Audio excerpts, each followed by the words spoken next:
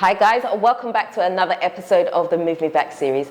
Today I have with me Mavis. Hey Mavis. So we're going to have a really nice relaxed conversation today. Yes. I want to hear all about why you're in Ghana, what you're doing, what you're up to. I just want to know everything. I want to know we're going to get to know you today. Whoa. Yeah. You sure you want to get to know Yeah. Absolutely. Yeah. So first of all, are you Ghanaian? Yes, I am. Okay. I'm Ashanti. My dad and mom are from Kumasi. I know the people are going to ask. This like, makes where sense. Is Kumasi? Where is Kumasi? Yes, Kumasi. Okay, this makes sense because you're actually a very strong woman, and so it makes sense, guys. I get it. You see, let the interview go, and she's very strong. Okay, so your accent doesn't sound like you've been in Ghana all your life. So where have you been? I left Ghana when I was very young, and I moved to the U.S. With my family. I was like 6.5, 7. Oh, okay, so very young. Yeah, and I'm 43 now. So, so basically, my accent is like a mixed mash of so many different places. Because I lived in the States up until 39, and then I moved to the UK with my husband for 7 years. So I have a little bit of that little twang as well too.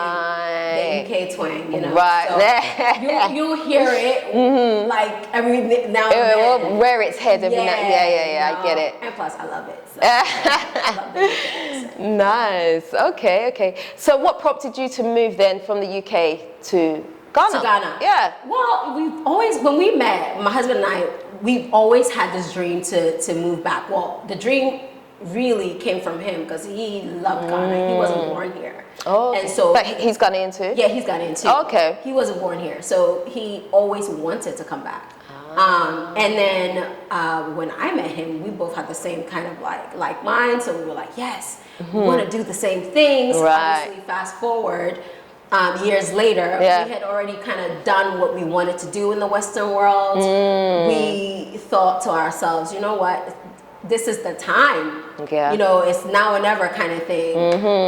So when we moved back to Ghana, it was like literally before COVID started. Oh, really? It was. So you made it out just in time? Just in time. And we didn't even know what was happening with this whole COVID thing, to be fair. We were just like, okay, this is the time to go, let's go, right? And then we got to Ghana and then it was like lockdown everywhere. Right. So did you feel at the time that it was better for you to have been in the UK or to have been in Ghana? What felt safer for you?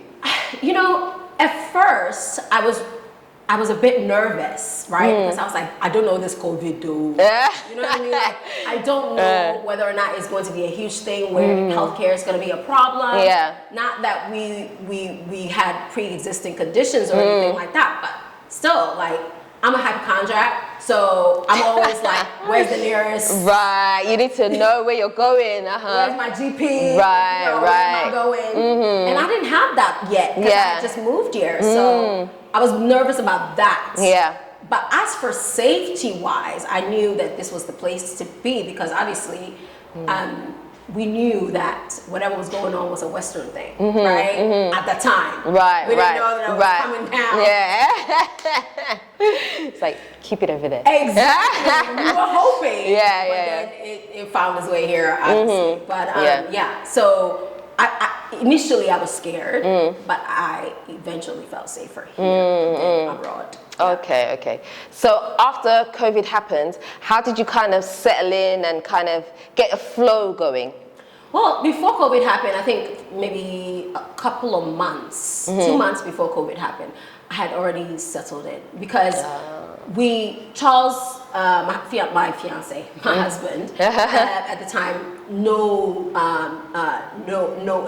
a few people. Right. But also, he kind of had done his research prior to us moving. So that was really nice to have someone already kind of like in the know. It's helpful. The hustle and bustle, he was like, I've got that, you know, just come. Oh, right? That's nice. So it was really So did you nice come at the same time or he came before you? No, he actually came before me 6 months prior. Okay. Acquired our property, and then set everything up, and then came back to the UK, and then we came back together. Oh, yeah. okay. So, you know, and then he knew a few people here as well too, so that made it easier. Right. But in the meantime, while he was doing that, I was already setting up my social media. I created a whole new page for my business. I started promoting that I was going to be in a crowd. Yeah. So a lot of my clients in the UK and the US were like, oh, we know somebody in Ghana that will benefit from your work, blah, blah, blah. So already I had situated like few clients. Right, so you had started your business before you even came. So what is your business? I'm a physiotherapist and a master coach, a personal trainer, but I'm a master at it because of my years of experience. And of course, I have my master's in exercise science and anatomy physiology. So it makes me a master in what I do. So I combine the two. Right, okay. So physio and fitness they go hand in hand because a lot of people get injured and physiotherapists, and so right. You make sure you covered all the bases, right? That's just that. Try to get them coins. I'm telling you. Yes, exactly. Yeah. So how did you find, I know you said you set up your social media, but how did you find actually pulling the clients together and making enough for you to be able to survive here? Well, I mean, I was charging dollars. She wasn't even trying to do cities. No. Cities. What cities? No. Listen, cities is amazing. Okay, go cities, and I hope that it does well. Yeah. Right. But where you value yourself, I always tell the younger queens that are coming up, how you value yourself and where you put yourself at on the pedestal is how people are going to see you. Right. I love that. Honestly, I love that. because so good. You know, I'm not now going to devalue my services just to fit into the market. However, I had to tweak the prices. I knew that obviously not everybody can afford $70 a session. Yeah. So, and my business is to come and educate the masses here for free. Right. For free. Okay. But when you want my services privately, you have to pay for that because there's a value to it. So on my Instagram especially, I try to educate as much as I can. I try to give as much freebie as I can for people that can't afford my services, right? But when you want to acquire my services privately and have me come to your house and do a little boutique situation, then it's costly. Yeah. I mean, that's understandable. So that's how I made my money, is that I maintained the value of my services and the quality of my services was still the same as it was in the Western world. I didn't water it down. I just kind of tweaked it a little bit to fit this market. Right. So I was doing really, really well. And then of course COVID allowed me to pivot into the online space, which also boosted my business quite a bit. So you do like online sessions as well? 70% of my clientele base. Really? Yeah. Wow. Yeah. So I'm really blessed. I'm grateful for how things turned out for me. A lot of people complain that COVID ruined their lives. Yeah. COVID actually helped kind of refresh me. It refreshed my business. Wow, and the way I thought about the online space as well. Nice. Okay. So is that the only thing you do, or do you do other things as well? So I mean, that's my bread and butter. That's my full-time gig. But I'm an interior decorator on the sides. I also do customer service training on the side. And these are all things with the customer service. I acquired that from working for big business, you know, corporate market in the US and also in the UK. Yeah. So I acquired that experience through there. So when I came to Ghana, I saw that it was so needed. Yeah. And I started with smaller companies, and then of course other bigger corporations started acquiring my services as well. So I love it. Yeah. So the reason I asked you that is because I always say to people, when they want to move to Ghana, you have to have your hand in many things, because anything can happen and your one source of income gone like that. Gone overnight. It can happen, right? So you've got to be doing multiple things. That's why I asked you that. I wanted to see what else. Be a hustler. Yeah, listen, if you're not a hustler, please don't come. Don't come. Don't come. No, seriously. Honestly. Yeah, and no. I remember when my husband told me that, he was like, "Oh, I know that you like your fitness. Yeah. You're gangbusters on there, and I know that you don't want to like tap into your other talents. Yeah. But when we move to Ghana, you need to go ahead and pull up them tanks and get it. Just make sure you are working with everything you have. You have to, because you may have a season where ain't nobody paying for training. Yeah. Nobody's paying for physio. Yeah. Okay. Yeah. And then what do? Yeah, you'll be stuck. You know, and I'm the kind of woman that I am an independent for sure. I mean, you know, I do love a man that can pay for things. Yeah. Who doesn't? Come on. But I do love the bossness, the idea of having your own money. Bossets, yeah. That's it. You know what I mean? Like I'm not calling you to make before I make that decision. Yeah. Obviously we discuss it, but bruh, it's still gonna get done because I got my own mind. Right. That's it. Very important. Yeah, very important. So when you moved to Ghana, did anything culturally shock you about coming here? Even though you're Ghanaian, I mean, it's been a while, right? So tell me some of the things that you encountered. My sister. This is where's my tissue? Because I won't cry. The thing with the culture, the Ghana culture, and the culture period, right, is that if you didn't go to school here, you didn't go to secondary school, or you weren't raised here, you don't know the nuances, right? It's hard to break in. Absolutely agree. Because even though you speak your language, whatever language that may be, you know, I speak Twi, my Twi is fluent, okay?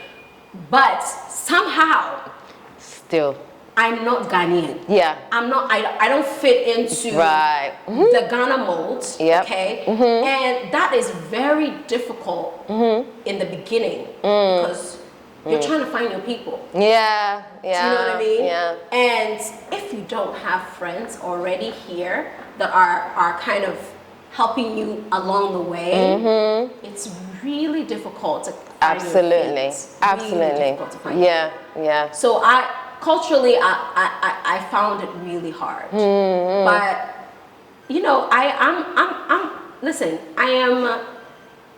I take everything on as a challenge. Right? Yeah. And so you gotta have the right mindset. Oh yeah. It made me, because I was like, listen, this is not America. This place is not UK. Yeah. Okay. So let me now engross myself into whatever it is that they want me to learn. And be good at that too. Right? And just the way I talk, the way I responded to things weren't the way Ghanaians will usually respond. Yeah. I didn't change, but I toned it down. Right. Just a little. Because if you're speaking to uncle, okay, you're not gonna be like, hey, Fred. Yeah, you can't. You can't call the uncle Fred. You gotta be like, uncle, please. Yeah. And the humility has to come. Like you have to. It's like you have to beg to go where you need to go for them to even respect you. It's true. You know what I mean? Yeah. Because I came here like. No. That will give you a back seat. You can't do that. It was a shock. But I learned. I pushed to learn. Because I was like, I'm not gonna have another year like this. You know what I mean? Yeah, that's actually very important. I don't know if anyone's ever mentioned something like this on camera with me before, but it's very, very important. Like, if you're approaching people, if you want something from people, if you don't humble yourself first and know how to say, oh, uncle, or something like that, then it makes things harder for you. It will take time because that's what they're used to. Exactly. And you have to adapt to that. And also, they see you as, you have all this privilege, right? Abroad, right? Yeah. Some of us don't, to be fair. But they think you have all this privilege, and you're bringing your nonsense to now come and talk to me, you know, reckless, right? Yeah. And they don't know that that's our culture. Yes. And that's our way of speaking there. Exactly. We're very cold, I would say, in the West. We're very cold. Like, I think for me, when I moved here, the thing that shocked me was the whole good morning, good afternoon, good evening. Because I'm very direct. Like, if you text me, I don't need to hear, hi, how are you, what was your day, before you get to what you need to say. Get to it. Just say, do you have this? Or do you know where I come, do you know what I mean? I'm like that. I'm very direct like that. So for me, I had to get used to the good morning, and then before I can say what I need to say. And I find that really hard. I'm like, I'm not even a good morning person. Like, I don't even say that, man. But I have to learn to say it. Do you know what I mean? So these are like some of the small things that you have to adapt to. Good morning, Yeah. I'm waiting for the next sentence to come, right? And you're like 5 minutes, 10 minutes later, you're like, listen. Can I please? Good morning. I'm going off topic, but I'm not going off topic. I'm going in for a second. Please allow me. Please allow me. Okay. So I remember someone texted me, hi. How are you? I'm fine, thanks. Hope your day is going well. It's going great. How are you? I'm good. And it went back and forward like this, and in there we got nowhere. I just got so tired. You just was like, I was just tired, I'm like, just gonna leave that right, because if you don't, I don't have time to go, like, I mean, my day's very full and very busy, like, please get to the point. Yeah. It's definitely, listen guys, it takes some getting used to. It does, it does. But I believe that this is our home. Yeah. You know what I mean? Mm-hmm. This is how they do things. Yeah, yeah. Right? And we are so gung-ho, coming down. Yeah, we go on, yeah, that's what we do. But and we move fast. Do you know what I mean? We move fast. We talk fast. And even with my house girl here, right? My maid servant, or I don't know what's the correct word. They gonna come for you. I don't know the right word. They coming for you. My assistants. Even I've had to really learn how to live with her. Right. Because there are certain things that I'm like, but you should know how to do this. Do you know what I mean? Like, but you should know how to clean this properly. Yeah. But you should know how to dust like this. But not knowing that most of them don't live, a lot of the locals that are coming to work for us, don't live in a house with books and glass mirrors and all these fancy things from abroad. Right. So they wouldn't know how to dust or they wouldn't know how to, I don't know, whatever it is, your own little things that you're used to doing in the West. Very true. So you have to chill, step back, and teach them properly. So I've had to really, like, culturally, listen, sis, it was getting used to, but now that I am there, it's brilliant. Yeah, exactly. So you have to allow yourself that time, right? Yeah, I finally feel like I'm home. So my advice to anyone would be like, don't come up in here bringing yourself from the state. I'm America. I'm this one, that one. America. Like, put all that before you climb into the plane and bring yourself to Africa International. Okay, you better. Yes. Undress yourself, right? Very good advice.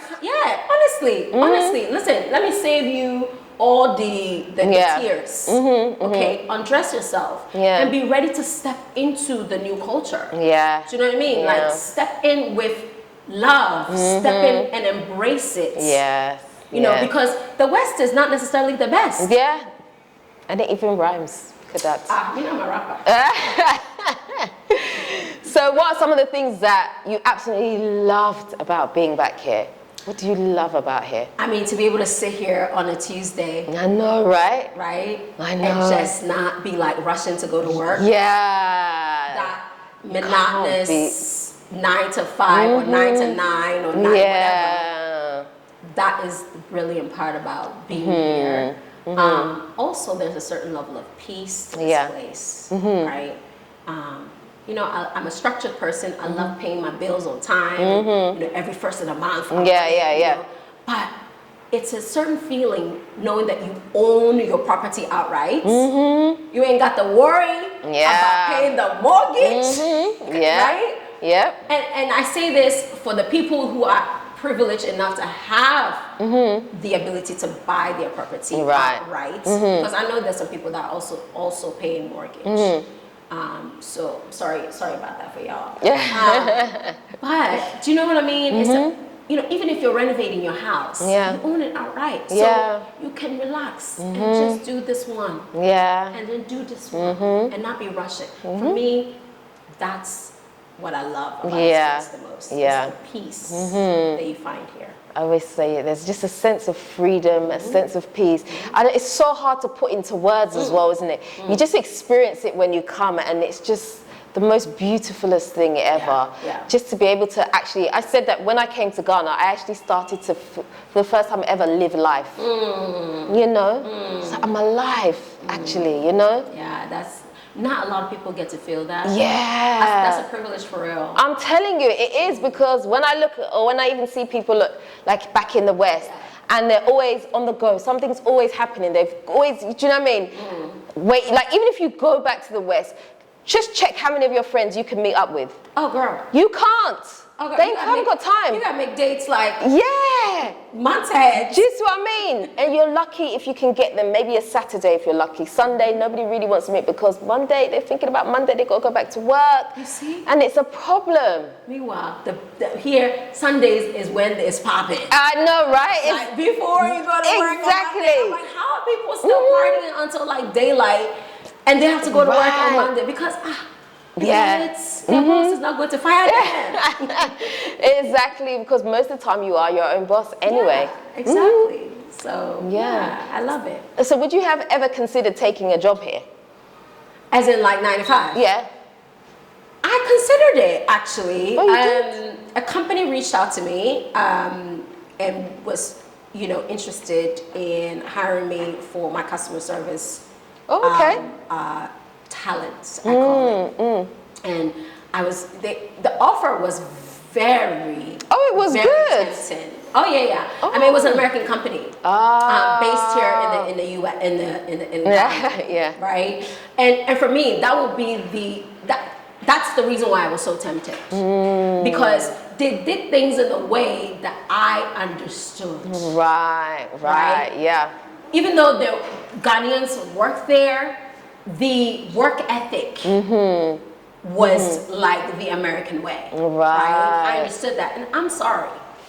I know that I said that I've had to work on myself to embrace the culture, but there are certain things, my sister, okay, work ethic. Yeah. Please, you will not make it in America. Yeah. Or UK. If you are strolling into work and you're late 4 hours or 2 hours or even 15 minutes. Yeah. Or you don't go because it's raining. Listen, it happens here. So up to like my hip, we got our jellies, our Uggs, and we are heading to work. Okay? Yeah. Unless the TV says, do not leave your house. Not leave your house. Yeah. You better show up. Yeah, and on time. So I was really tempted, but I had. At that time, I was picking up my online stuff. My online business was picking up. Right. And this is what I've always wanted to do, is to build my business here in Accra. Right. So it was your dream. It was my dream.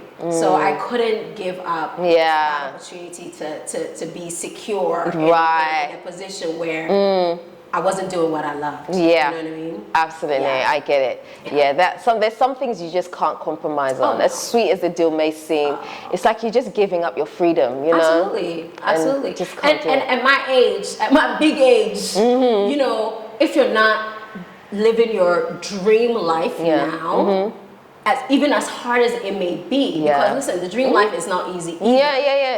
It's not. Because you're paying yourself. Yeah. Everything is on you. Absolutely. And you're having to take care of other people who are working for you as well. So that's not easy either, but it is your dream nevertheless. Yeah. And you have to work at it every single bloody day. You do. So I'd rather this hardship than the hardship of working for somebody else. Exactly. And having them drain me at the end of the day. Yeah, I love that. Drained, do my own thing. So would you say there are other great opportunities like that people can have if they want to move here? Of course. Because for most people, I would say moving here and getting a job, they're scared of the salary, because usually it means some type of drastic pay cuts. But you're saying you wouldn't have had to do that. So do opportunities like that exist? Opportunities like that do exist, but the thing is you have to do your research and vet the right companies as well, right? I would say they exist less here, but like I mentioned earlier, if you are dealing with like a UK company or German company or American company, usually with your position, depending on where you're coming from, you get the same pay, maybe a little less than what you would. But listen, even if you're getting half of what you get in the US, it's a lot. It's a lot. It goes far here.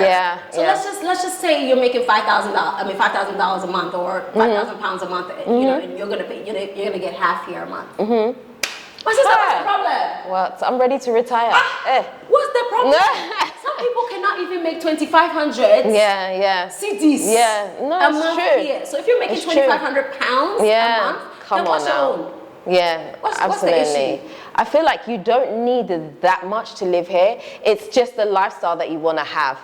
I think with $1,000, you can do pretty good damage here. You like your cheeses and you like your soy milk and almond Yeah. my Nespresso coffee, Yeah. all of that. Yeah. Then you have to know. Yeah, You it's have to gonna pay. cost. Yeah, It's gonna cost. So for me, I think if you don't care too much about doing it on your own, then get that job. yeah, Get your foundation first. Start with a job. Build your foundation and then get into your business. yeah. That would be my advice. You see, I like that. For me, I would say something similar as well. So I'd say you can take that job, but work on something else on the side, because at any moment, I've seen people lose their jobs here and they're finished. You go back. You need to have something as backup. So take that job if you want to do, but have your something on the side in case that thing goes wrong. You don't have to start from ground zero. You already have a level playing field, you know? You have to. And savings is key here too, because we all know, especially if you're building your house or you're renovating your house, money goes like that. Before you know, inflation, boom. Yeah. Cement's price is high. Tomatoes is high. Things can literally double or triple just like that. Just like that. Yeah. So you have to have that foundational savings. Absolutely. To be able to get by with. So when you're moving to Ghana, I will always say, look, if you don't have the savings already and if the savings is dwindling. Yeah, you need to think fast. Think fast. Work, get a little full-time job or even a part-time job. Yeah. And then do your little side hustle. Yeah. Until your side hustle starts making money. I feel like everybody has at least one thing in them that they would love to do, whether it's a secret to you or not. Everybody has something, and I feel like that's something that you have should be the thing that you work on while you're here. I love that. Do that. I love that. Everybody has something, whether you've said it out loud or you're even embarrassed to say it. Everybody has something. My friend was asking me. She was like, when I come, what would I do? I was like, but you love doing hair. See? That's what I'm saying. She loves doing hair. And I was like, well, if you don't want to physically do the hair, you can get a place and hire the people to do the hair for you. See? Do you know what I mean? You have to think outside the box, right? It doesn't have to be the direct thing. Yeah. And I was telling her, she was like, well, then I have to rent a place. And I was like, look, do it at your house. She has this big house here in Accra. You can turn the front of the house into your little shop. Hire 2 girls. Right. It doesn't, and I think people are always thinking about starting big. Yeah. Big names, big lights. Right. Big, yeah. You know what I mean? But you gotta start somewhere. Look, when I was doing my videos on Instagram, girl, the lighting was so poor. We all start somewhere. Listen, lighting was poor. Yeah. I had the experience. I knew what I was doing. Yeah. The body was right. Yeah. And the information was right. Slowly. Right. Girl, I was like, oh, I can get a tripod and get a ring light. Right. Okay. The auntie is. Yeah. It's so true. Even sometimes when I go back and look at some of my old videos, I'm like, oh my gosh, did you really put this on the internet for everybody to see? It's crazy. But we all have to start somewhere. Like, don't overcomplicate things too much. Start from somewhere and just grow. As long as you can see growth, you're on the right lane. Sorry, you're on the right path. That's it. And one of my friends said, no matter what you are doing, you may not get the most followers. It may not be 50,000. Yeah. But you're gonna get your people. Okay. Build a tribe. It may be 3. It may be 10. Yeah. But you need to start with that. Yeah. You know what I mean? And for me, I started my page 2 years ago. I have my own personal page that I built, and I have lots of followers on my page. Yeah. But my business page was like a 2-year-old baby. It was like 50 followers, and then it was like 200 followers. I was like, oh my God. Yeah, exactly. Do you know what I mean? Right. But I think the trick is that I was grateful every single 100 that I got. I didn't have to beg for followers. I didn't have to, you know, go and pay somebody to increase my followers. It was natural. So it's people that wanted to follow you. It was organic. You know, it was such a genuine, organic journey. Yeah. For me, I love that page. I barely spend time on my personal page. Yeah, I do. I barely do. So, start small, you know? Yeah. Okay. Is there any other advice that you would like to give to somebody that wants to move back and doesn't really know where to start or how to make it happen? Well, I mean, I would always say, don't think too hard about it, right? Because we're our own worst enemies, right? We're like, no, if I just save 20,000, then I can move. If this is something that you want to do deep down, just pack and come, right? I say this to say though, you gotta have a little bit of money. Right? $5,000 ain't gonna cut it. Okay, unless you have your own home, you have like a family home, for example, that will hold you down. Or you're willing to live at a lesser level. Exactly. And people, as we know, we are not willing to do that. So you have to be willing to do all of those things. Once you got that, then everything flows, right? When you get here, you'll find your people to get you to the next place. When you get to that next place, you'll find that people to get you to the next place. But you have to be willing to just make the move. Because you can't do everything from being abroad. Never. There's some connections you can never have while you're over there. Okay? That's what I was trying to do. I was like, oh yeah, 6 months here, 6 months there. I'm gonna go ahead and dip my toe. My sister, like the organic relationships that I have made since I've actually grounded myself here, it's incredible. Like I can't even explain to you. Right? And at the same time, it gives you an opportunity to be able to stick with something. You're teaching yourself that you can do it. It's hard. I know. Ghana is hard. Hard. All the sweet things that we've said, it's true, it's sweet. But it is hard because if you don't have money, you will die. If you don't have food, you will beg. If you don't have a doctor that is here, that you don't have the money to pay for that doctor, you will die. You understand? So it's hard in that sense. There's no proper structure that we are used to. It's coming.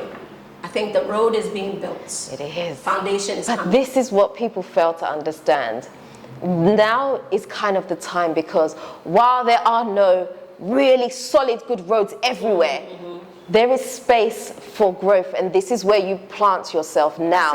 If you wait until everything is perfect, forget it. You've missed it. You can't afford it. It's gone. It's gone. Even now, you can't afford it. I know, right? I mean, forget. I know. Now people are moving to Tema. Oh, yeah. No one wanted to live in Tema before. You can't afford to live in East Legon, the Labonis, the Cantonments, You can't. You can't. They're gone. Those areas are gone. Unless you're super rich. And then please bring me some of that. We all needing some money. I'm telling you, no, it's very true. But my advice is just come. Come now, sort out yourself, get that foundation, and then build from there. You know, this big dream about coming and having your storefront and doing everything microwavable, instant, it doesn't exist. It just doesn't. So just come. That would be my advice. I love that. That's really good advice. Well, thank you so much for talking to me today. It's been so fun having you on. I hope I didn't scare the people away. No, you gave an honest answer to questions I asked, so no, I love that. But where can people find you? So I am on Instagram at balancebody_mind. And of course, there you can find everything you need about me, my workouts, information, whatever it is that you need to know. Lovely. Lovely. Ah, that's so nice. I told you she's a strong woman. But anyway, guys, that is the end of today's video. I hope you've enjoyed it so much. I've loved speaking to her. Every time I talk to Mavis, I learn something new. She just gives me a little vim, you know what I mean, to keep going. So she's a great person for inspiration. But anyway, if you haven't already subscribed to this channel, please do me a favor, hit the subscribe button and the notification bell. Don't forget to also like, comment and share this video. Until next time, we are out. Nutitfafa.